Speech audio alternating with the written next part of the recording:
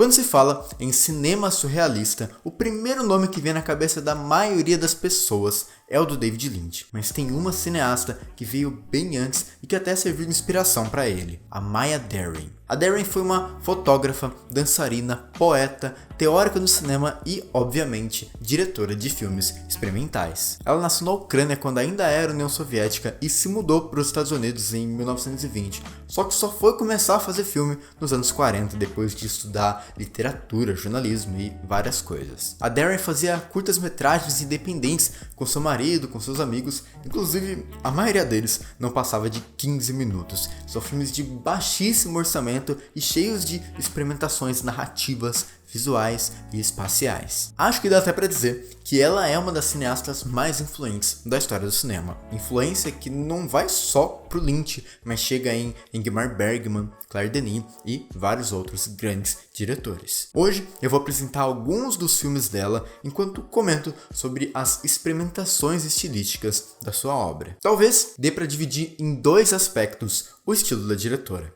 repetições e espaços. Desde o primeiro filme dela, o Tramas do Entardecer, que foi co-dirigido com seu marido, o Alexander Hammond, já dá pra perceber esses dois aspectos aparecendo. O curta acompanha uma mulher andando pela sua casa depois que se depara com uma figura sem rosto no meio da rua. A personagem caminha pelos cômodos, observa objetos espalhados pelos lugares, sobe as escadas. Aparentemente é um filme comum, mas de repente tudo se reinicia.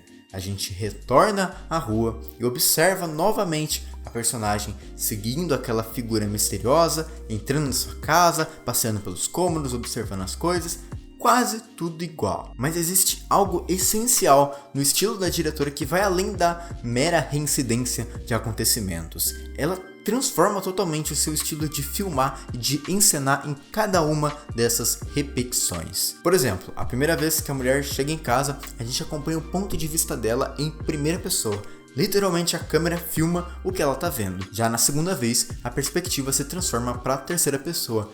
E aquele ambiente que antes parecia comum se torna absolutamente opressivo. A protagonista corre em direção àquela figura misteriosa, mas nunca consegue alcançar. A montagem meio que vai repetindo o plano dela correndo super rápido enquanto a figura só tá andando devagarinho. Já na casa, os objetos que ela observou da primeira vez parece que estão espalhados por vários cômodos. As paredes ocupam os enquadramentos e tornam todo o ambiente claustrofóbico. Parece até que a personagem está sendo sugada e desorientada pelo espaço doméstico. De certa forma, essa lógica remete muito a pesadelos, aquela sensação de você não conseguir escapar de algo que vai se repetindo, tipo aqueles sonhos que você precisa gritar para se salvar e você não consegue, parece que o grito fica preso na garganta. E a Deren vai acentuando esses incômodos a cada repetição. A angústia fica cada vez maior e não é só repetir por repetir. Sempre que a situação recomeça, as versões anteriores se mantêm. Como se a protagonista se dividisse em vários universos paralelos que vão se acumulando e em cada um deles alguma coisa muda, mas a essência permanece. Aquela mulher presa no ambiente doméstico. Tramas do Entardecer é sobre essa personagem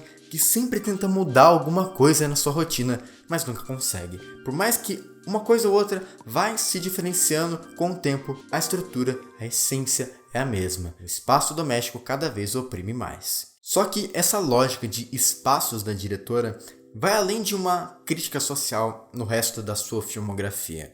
Isso fica bem evidente no curta Atland, de 1944, que foi o primeiro que ela dirigiu sozinha. Nele, a gente acompanha essa mulher que é levada pelo mar até uma praia, começa a caminhar ali pelo litoral e de repente se teletransporta para um outro lugar e se vê dentro de um salão burguês onde está acontecendo uma festa e algumas pessoas estão jogando xadrez. Até que um deles derruba o peão e ele desaparece meio que num portal e se teletransporta para um outro cenário. Então a protagonista precisa meio que correr atrás desse peão, tentar achar ele e trazer de volta. E nisso ela vai saltando de cenário em cenário. Para Deren, os ambientes não impõem limitações às personagens. Elas conseguem se libertar pelo simples ato da montagem. A técnica permite com que elas mudem de espaços num simples corte. E isso remete diretamente à lógica dos sonhos. Quem nunca sonhou que estava num lugar e de repente entrou numa porta e foi parar em outro lugar completamente diferente, né? Inclusive, esse estilo já tava no Traumas do Entardecer. A gente vê a mulher andando pela casa e de repente a câmera foca nos pés dela, que vão se transportando de cenário em cenário para uma praia, para o meio do mato e depois para a rua. Além disso, a própria lógica da protagonista se dividir em várias versões de diferentes universos paralelos aparece de novo. Só que aqui é um pouco diferente, meio que a mulher vai correndo pelos espaços, saltando de um pro outro, procurando o peão, e algumas versões dela vão ficando para trás.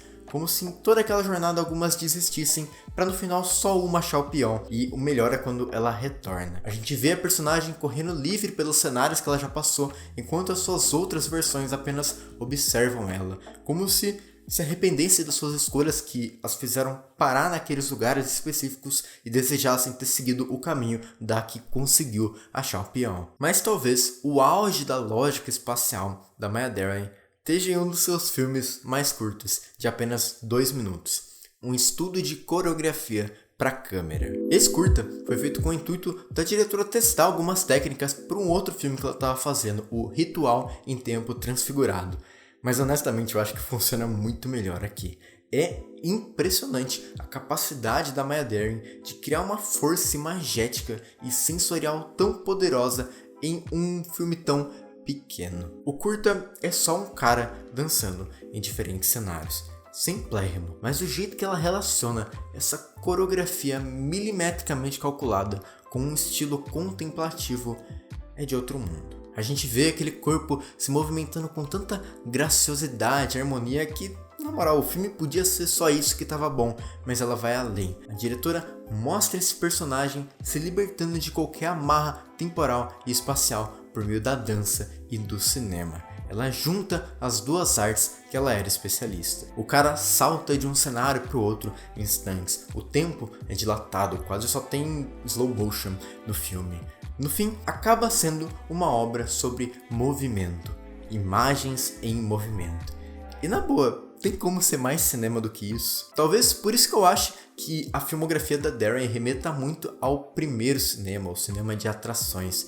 Naquela época, os filmes só existiam para ser puras experimentações visuais com a câmera. Literalmente testar os limites das imagens em movimento. E, de forma ou outra, o cinema dela resgata essa essência, especialmente nesse curta. É magnético poder contemplar essa dança. Tem algo muito poderoso que escapa de qualquer racionalismo. Tipo, mano, só dá pra entender assistindo e se deixando levar mesmo, sentindo o que tá acontecendo. Enfim, a Maya Deren é uma das diretoras mais importantes da história do cinema e talvez seja um bom caminho para começar a se aprofundar no cinema experimental. Eu espero que esse vídeo tenha te dado alguma vontade de conhecer o cinema dela.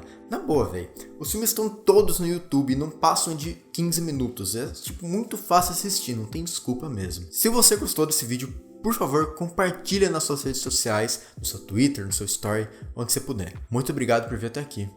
Até mais.